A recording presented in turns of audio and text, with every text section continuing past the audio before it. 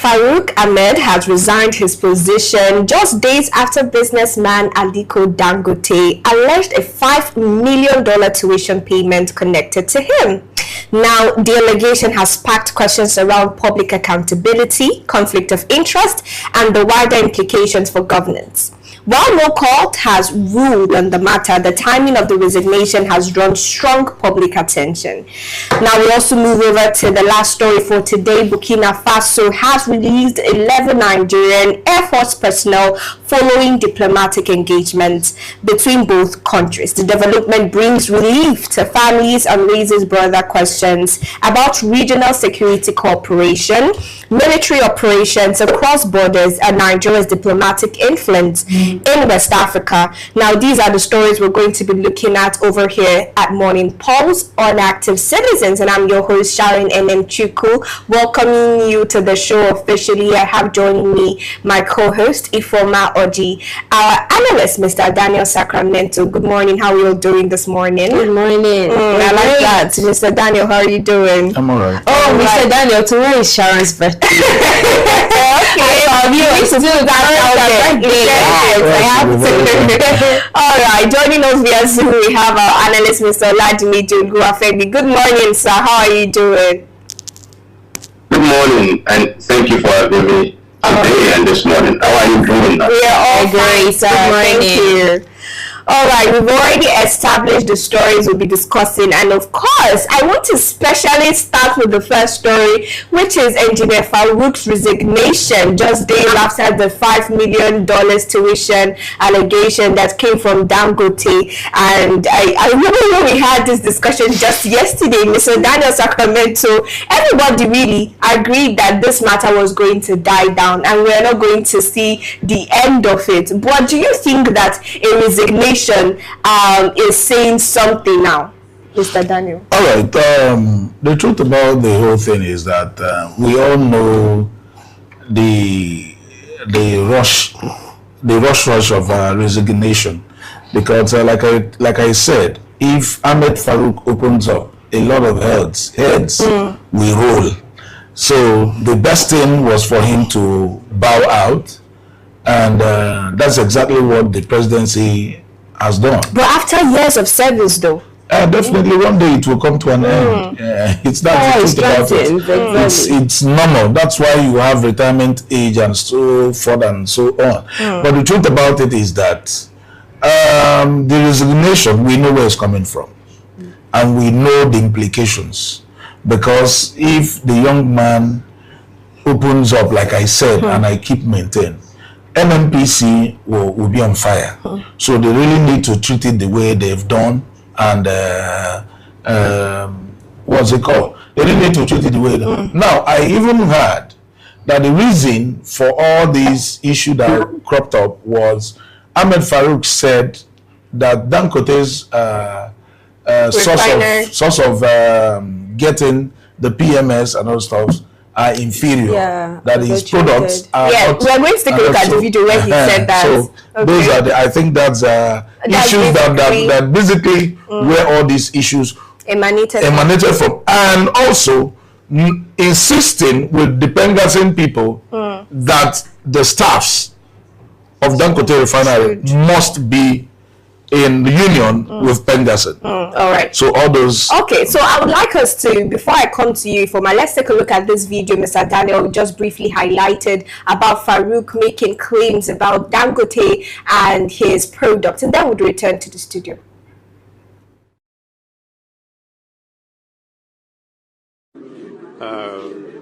Supply of petroleum products nationwide, and the claims by some media houses that they were trying to scuttle Dangote refinery.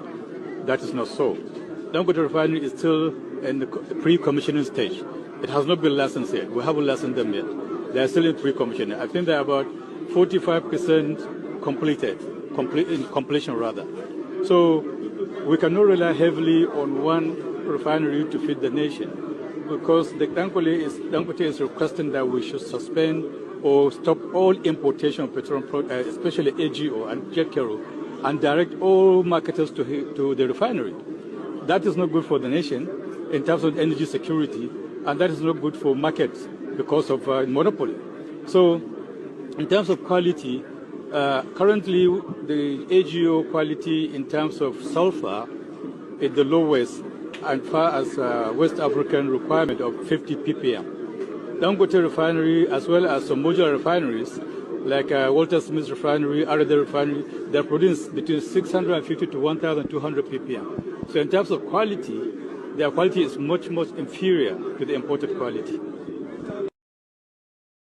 We just saw that video, and that is coming from Farouk Ahmed talking about the refineries and the products from Dangote being one of the lowest so far. But let me get your take, Ifoma, on the resignation of Farouk. Okay, I'll first of all talk about the video that we just saw right now. I will never and can never make a case for Farouk, but what he said about Dangote's what's it called, petroleum is something that should be investigated. Let us know, let Nigerians know if they are truly, safe. It's an expose, so we should actually run an investigation and find out if that is true. And then again, he talked about monopolizing the market, Dangote monopolizing the market. I think there should be fair competition, a market whereby everybody can play a role. At the end of the day, it's about satisfying Nigerians and giving Nigerians petroleum products at fair prices, you understand. And then moving on to the resignation. The truth about it is that resignation of two petroleum regulators is neither victory or defeat. To be honest, Nigerians deserve more. I remember the time of the former defense minister, how he resigned and how a lot of office holders resigned.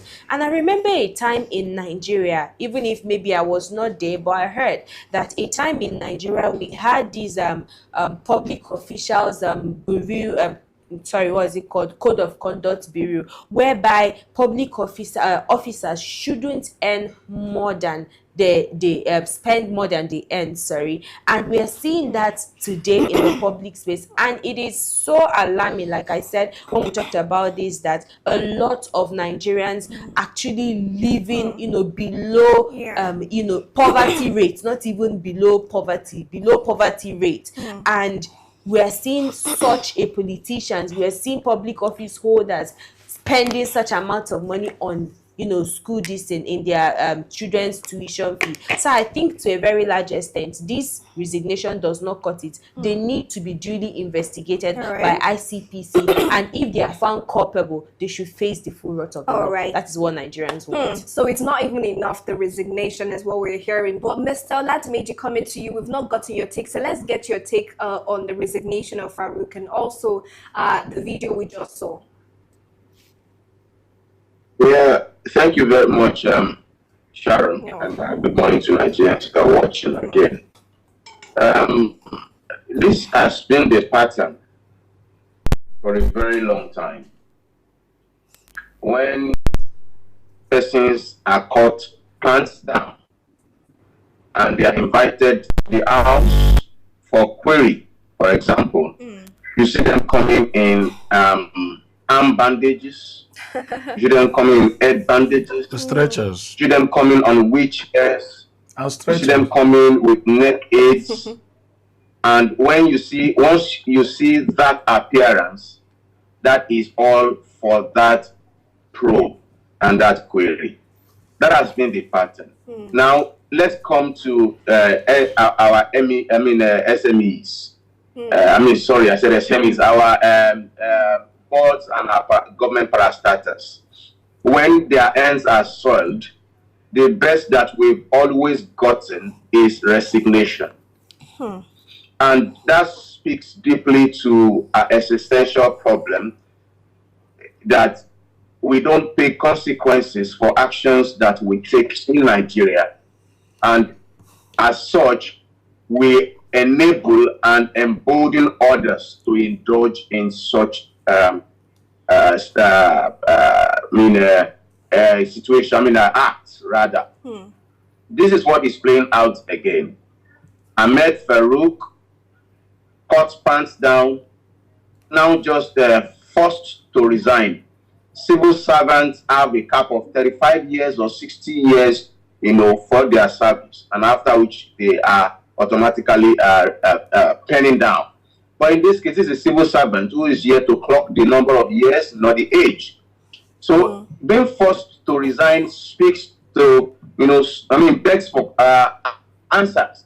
And the answer can only be given by the desk of the person whose, who receives whose desk receives all of the correspondence, the end game of the correspondence. And whose desk is that?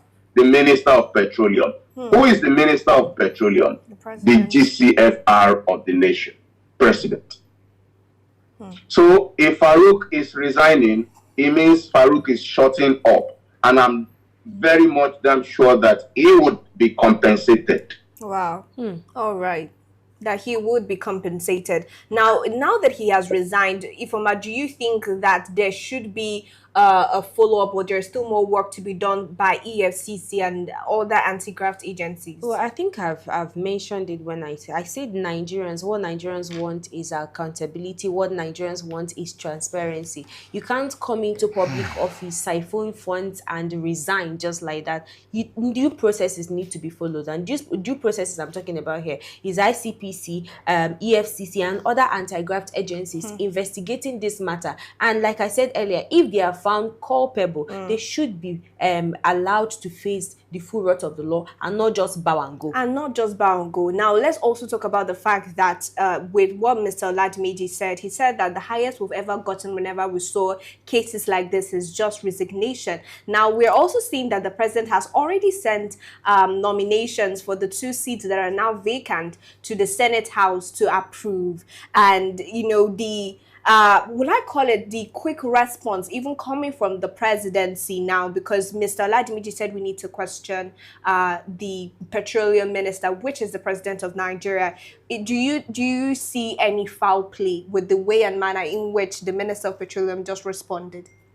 Well, it's definitely, when you look at the handwriting on the wall, you definitely see that there is something. There's something very, very fishy.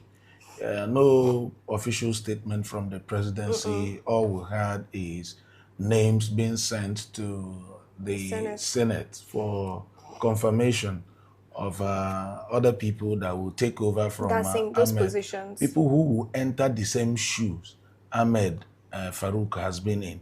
People who will be doing the same job that he has been doing. So the truth about it is that NNPC as a body is the bedrock of corruption in Nigeria.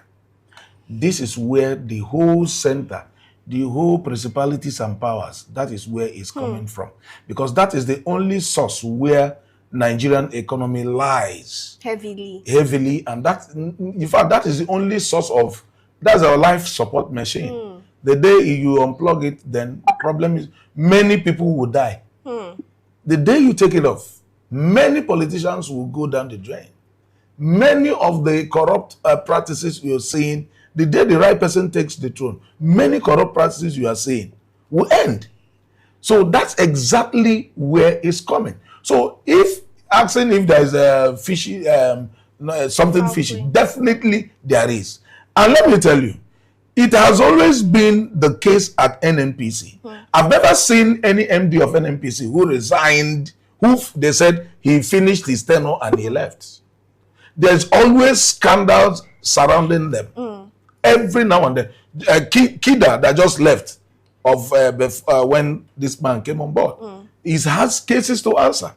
So you could find out that that place, God helps us, that is where the problem of this country lies in. Because that's the only gold mine Nigeria has as it stands today. So the presidency have a lot to tell us.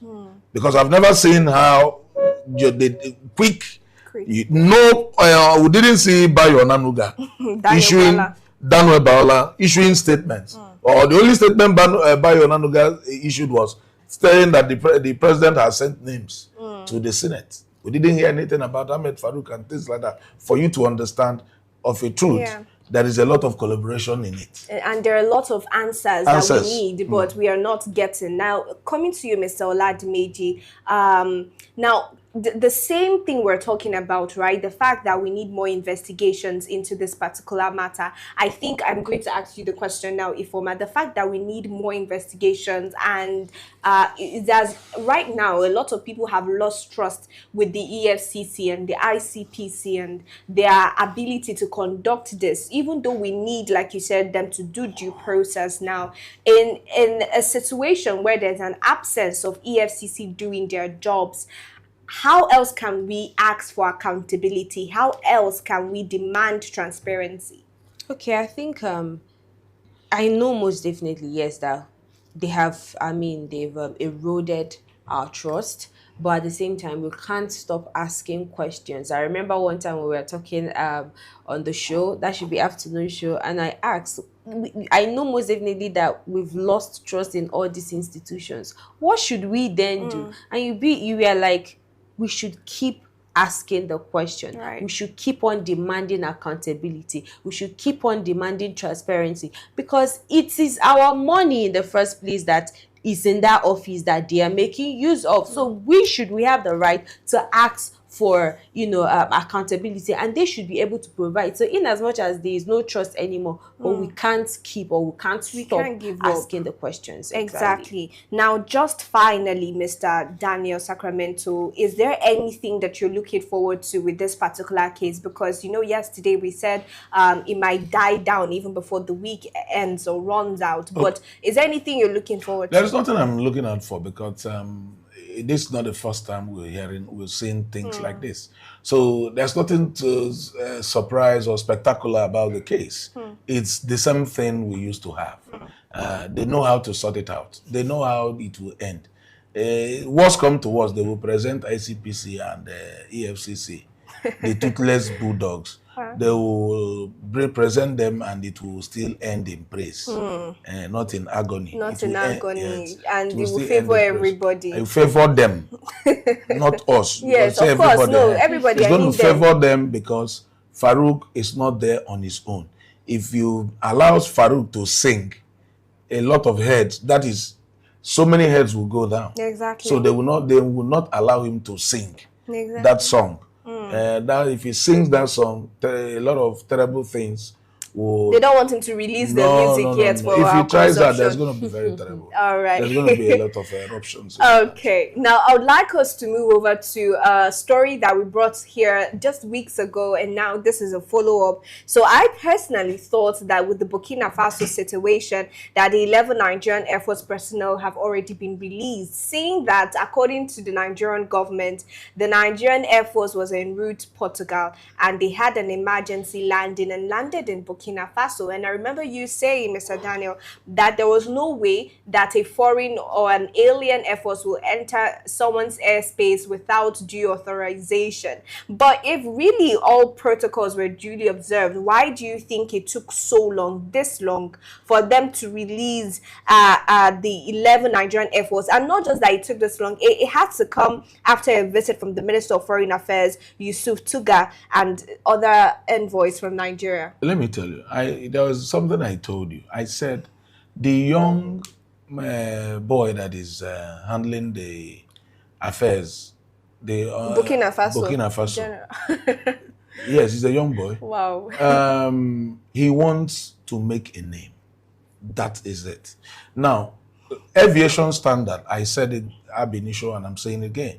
Aviation standard, that if there is any issues with your aircraft, you must communicate with the next available country or airspace where you are passing through. Do you understand? Yeah. There will be a communication through the tarmac that, through the tarmac, the international tarmac, that will now communicate them. Now, they will grant you access to land if it's going to be disastrous. Now, when they do, they will want to investigate why you had to enter their airspace. Okay. That's how it works. So you think it was investigation? Yes, that's no. So definitely, and this guy is a military guy. And remember, he has issues with ECOWAS. They pulled off from ECOWAS. Burkina Faso pulled off. Mali pulled off, and Niger Republic. They pulled off from ECOWAS.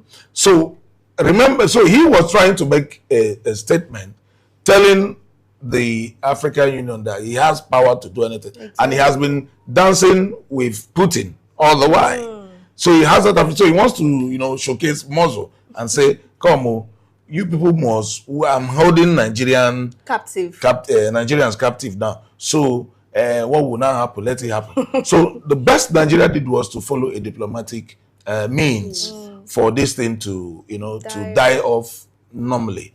So, but if in as much as that, if he had gone other way around, maybe military actions would have been the next option from Nigeria. Yes, that would have been, because it's an aberration to hold people who had an emergency landing. They are not on espionage, because maybe he was thinking they're on espionage. You understand? So that was why the diplomacy worked out, and they told him, man, you have to release us and give us our plane back. So it's a normal thing. It happens. Now, if a country is even flying through Nigeria Express, Nigeria will grant you and do an investigation to find out why you are coming in, to know if you are a spy or you are here for, you landed for sure that you had your flight had an emergency. So these are the things they will look at. And before you be given a release. Yes. Now let's also get your take on the Burkina Faso and the fact that they've just released Nigerian Air Force personnel just recently. Okay, I think I love the fact that in as much as Burkina Faso is a small nation, the president, just like what Mr. Sacramento said, the small president still shows that, I mean, he's still at the helm of affairs. He still shows that you can't just come to his country unannounced, uninvited, and you will not be apprehended and you will not be investigated, whether you're a spy or whatever, for whatever reason. So I think, yes, I love the fact that he was able to reassert power and he was able to do his due diligence, investigate, and maybe at the end of the day, he found out that, okay, this was really an emergency landing and he had to let them go. I think Nigerians should equally toe that part. Yes, we understand you're a giant of Africa, but still make Nigerians feel like you are still at the helm of affairs. They should be able to build that trust and have that trust, confidence in you that you will really deliver. I like that. All right, that Nigeria should emulate that particular stance from Burkina Faso. But Mr. Ladimedi, can you hear me clearly now?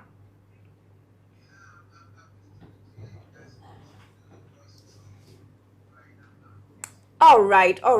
Okay, so we are talking Burkina Faso and the fact that just recently that they have released Nigerian Air Force personnel that crash landed on their terrain weeks ago after a visit from the Minister of Foreign Affairs Tuga and some other Nigerian envoys, and that is the conversation we're having. So I would love to get your take on that story, sir. Can you retake the question again? The studio froze when you were speaking. All right, that's or right. While you were speaking. Rather. All right, so I'm asking, with the Burkina Faso situation and them releasing Nigerian Air Force personnel after a visit from the Minister of Foreign Affairs Tuga and other Nigerian envoys, what's your take on that? Yeah, thank you very much, Sharon. We've been over this matter, I think, for a few days now, and this is a case of a bully who underestimated his victim. That's what happened in this situation. Now, let's consider the moving parts in this matter. First of all, the Nigerian NAV C-130, who conveniently can carry a small troop, gadgets, and conveniently fly under the radar without, being discovered by the tower, flew into a foreign airspace without even developed a fault. And then instead of communicating, as Comrade said, with the foreign country, you landed and you just wanted to act as though nothing was wrong. Now, let's also take another moving part into consideration. Burkina Faso, I don't know, false or true, the leader, Ibrahim Traore, has been, victim of, escaped assassination on multiple times. And now you are flying in his country without notification. Another one, number 3. ECOWAS that, happens to have its headquarters in Nigeria is at loggerhead with the Sahel group and particularly Traore. Now, when you consider all of these moving parts, no one will blame Traore and Burkina Faso for the action taken, especially the tight hand that they deployed in this geopolitical diplomatic situation. Now, what did Nigeria do? Nigerians rather. I read on some quarters where some analysts, political analysts, and security experts were urging Nigerians to go gun blazing, against Burkina Faso, and I laugh. I laugh because these people are ignorant of what they are saying. I don't know how they became security experts in the first place. If you consider the geopolitical relationship, it becomes very difficult for Nigeria to even try such a thing without Russia reacting. And the allies that the Sahel nation got. Now, are you saying Nigerians do not have as strong allies like Burkina Faso? You said what? Are you saying now that Nigeria, compared to Burkina Faso, we do not have allies that are as strong? No, I'm not saying we don't. That's not the context I'm creating. I'm creating a context that you would have gone on to create an unnecessary chaos and war in this Western region. That's what I'm trying to say. And then foreign powers will begin to fight through the Western region in proxy. Okay. That's the situation that this man was going to carelessly go ahead to create. But I'm happy that they went via this last result, which is going to officially acknowledge their wrong. Look, there's something about geopolitical diplomacy. There is no way you can hide it. You can hide the details of it, but you cannot hide the direction it's taking. Yeah, exactly. The direction it's taking correctly is that Nigerian government had gone, to acknowledge their wrong, plowing the airspace without notification. And we're happy that this personnel are back. We cannot continue to lose our men, honestly. Well said, Mr. Oladimeji. We can't continue to lose our men, especially for unnecessary reasons or things that could be easily avoided. But thank you so much, Mr. Oladimeji, Mr. Daniel Sacramento, and the former OG for joining me today on the conversation. To our viewers as well, thank you for joining. If this is your first time, this is Morning Pulse on Active Citizens, where we discuss Nigerian politics. And if you're yet to subscribe to our YouTube channel, please endeavor to do so and follow us across all social media platforms at Active Citizens. And you can find me as well at Sharon Enemchukwu across all platforms. And you, Ifoma? You can find me on Facebook at Oji Sophia and on Instagram at Misolex. Mr. Oladimeji? You can find me on X at Oladimeji. Thank you very much. And Mr. Daniel will always be in the studio. Till we see you later this afternoon for us today hot. Do have a good morning.